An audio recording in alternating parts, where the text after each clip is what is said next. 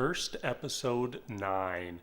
I was really expecting some more fireworks this episode, and then it ended up being just an entire episode of political intrigue. That's not really, it's something that we've had in the forefront of the show.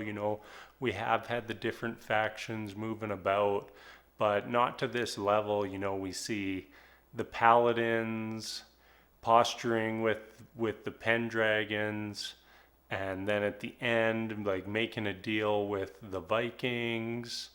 We have the abbot coming in to represent the Pope, and putting in these like mild threats. We see Uther poisoning his mother to try to secure his legitimacy as the rightful king. It was just a lot going on, a lot of little details, and I was really expecting us to kind of kick into this big battle that just never happened. We also have Pendragon reaching out and making a deal with Nimway. That was something I didn't see coming. She makes the deal that she'll give up herself and the sword for the freedom of her people, and that'll be interesting to see how that plays out. I'd honestly at this point be a little disappointed if that's how our finale went down, that Nimway just is like, yep, I surrender, here's the sword, everyone lives happily ever after. I can't see it going down with that, because I feel like there's got to be more done with the sword, and you can't just have this whole season just for our main character to just lay down in the final episode. So I'm not expecting things to go that way, but I feel like it's interesting that is how things set up. We also got to see Nimway and Arthur solidify their connection together, if you get what I'm saying. And if you don't, they boned. Wasn't really expecting that to happen this episode either. Seems like we're way too much into the climax of the season for there to just be a random love scene, but that's what happened. We also had the little Gawain story. Gawain knows that the Weeping Knight is a fae.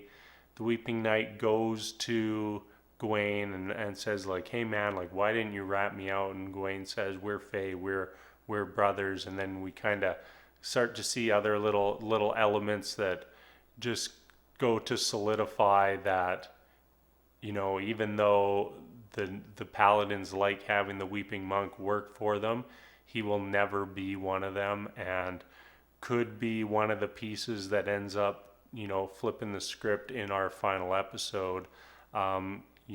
He, and that real final straw happens the moment that Squirrel, aka Percival, gets caught, and the Red Paladin is just like, yeah, like just go torture him. Like, what are you talking about? Just get that little kid. I don't care if he's a kid, he's a fae. Go torture him. Get as much information out of him as you can.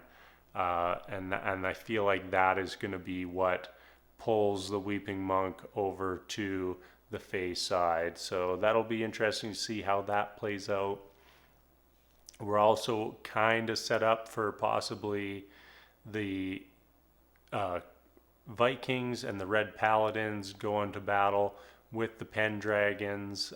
Could be just a mega bloodbath next episode. That's kind of what I'm hoping for, and I want to see what happens.